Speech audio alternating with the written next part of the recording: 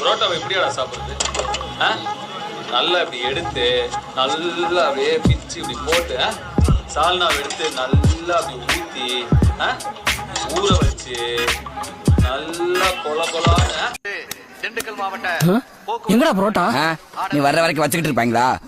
போய் புரோட்டா எடுத்துட்டு வாயா. இந்தாயா சால்னா வச்சுட்டு போ.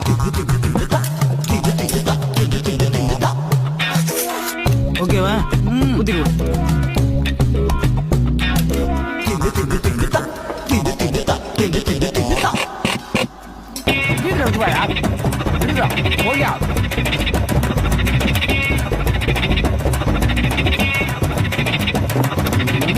செந்தில் எடுத்து வாயில போட்டுக்கோ.